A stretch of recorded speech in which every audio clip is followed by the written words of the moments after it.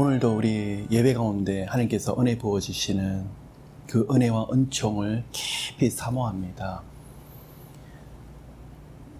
지금까지 살아오면서 하나님 왜 이런 길로 인도하실까? 조금 좋은 길로 아니면 실패가 없고 아픔이 없는 길로 인도하셨으면 훨씬 더 좋았을 텐데 고비고비들마다 걸어가는 길들마다 쉽지 않는 일들을 겪게 하시더라고요. 때로는 인생이 막혀요. 때로는 사람들 관계에서도 생각지 못했던 일들이 일어날 때가 있어요. 진로 장래에서 계획했던 것이 다 틀어지고 재정적으로 건강적으로 여러 영역에서 도전받을 때가 참 많이 있더라는 것입니다. 하나님 앞에 엎드립니다. 우리는 그렇죠. 하나님 제 죄 때문에 그렇습니까? 아니면 하나님 원하시는 걸 제가 순종하지 않아서 그렇습니까? 수많은 질문들을 하나님께 물어보고 또 여쭈어 봅니다. 그때는 어떻게 해야 될지 몰라요. 근데 지나는 거 보니까 왜 이런 일들을 계속적으로 겪을까? 하나님이 가만히 내버려 두지 아니하시고, 그래서 믿음으로 의인이 된 자에게는 고난이 많다.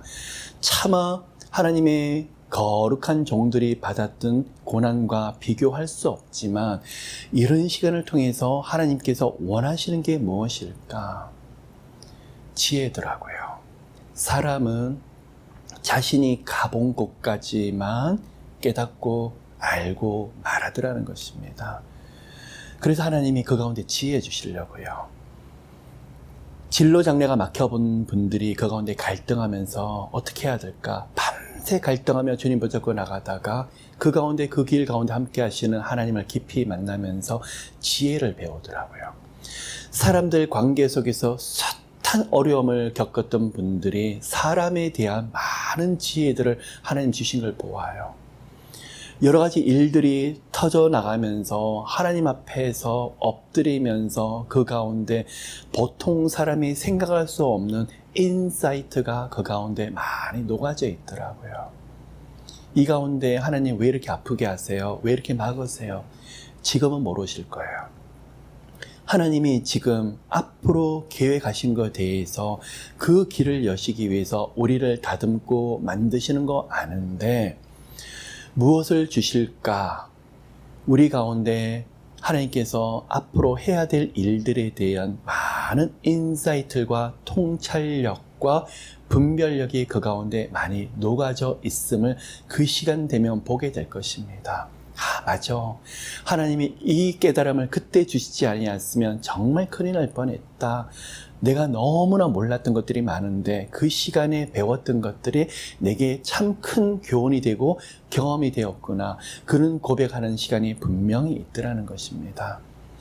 우리는 비전과 꿈에 대해서 쉽게 이야기를 나눕니다. 만만치 않습니다. 마귀가 가만히 두지 않습니다.